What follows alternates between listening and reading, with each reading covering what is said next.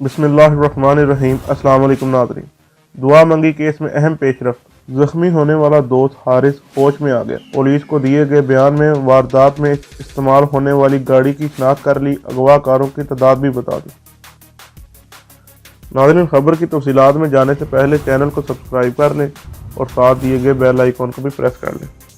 ناظرین، تفصیلات کے مطابق کراچی کے علاقے ڈیفنس سے اغوا ہونے والی لڑکی دعا کے دوست حارث کو ہوش آ گیا ہے۔ حارث اغوا کاروں کی گولی لگنے کے باعث زخمی ہو گیا تھا اور ہسپتال میں زیر علاج تھا۔ حارث نے پولیس کو دیے گئے بیان میں اغوا کاروں کی جانب سے استعمال کی جانے والی گاڑی کی شناخت کر لی ہے، جبکہ حارث نے یہ بھی بتایا کہ دعا کو اغوا کرنے والوں کی تعداد 4 سے 5 تھی۔ ناظرین، کراچی میں گزشتہ ہفتے ڈیفنس کے پوش علاقے سے اغوا ہونے والی دعا منگی کا پتہ تو اب تک نہ لگ سکا، پر تفتیشی افسران نے اس کیس کو بسمہ کے اغوا کیس سے ملتا جلتا قرار دے دیا۔ تفتیشی افسران نے بتایا کہ رواں سال مئی میں ڈیفنس میں گھر کے باہر سے اغوا ہونے والی بسمہ کیس سے جڑے شواہد اور تحقیقات کرنے والے افسروں سے مشاورت شروع کر دی ہے۔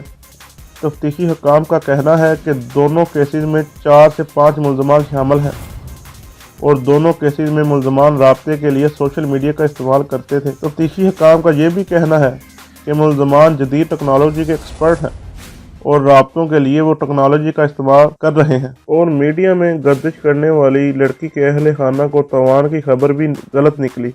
اس حوالے سے مغویہ کے ماموں اعجاز منگی کا کہنا ہے کہ میں اس بات کی تردید کرتا ہوں۔ انہوں نے کہا کہ ابھی تک دعا کے اغوا کاروں کی جانب سے تاوان کے حوالے سے کوئی کال نہیں آئی۔ اگر پولیس کو اس حوالے سے کوئی معلومات تھی تو میڈیا کو خبر دینے کی بجائے ان کی ذمہ داری تھی کہ پہلے دعا کے اہل خانہ کو مطلع کرتے۔ اور ناظرین، پولیس کا کہنا ہے کہ 3 مقامات پر واردات کی جیو فورینزک کی گئی ہے اور ذرائع کے مطابق پولیس نے بیان قلم بند کر کے عین شاہدین کو چھوڑ دیا۔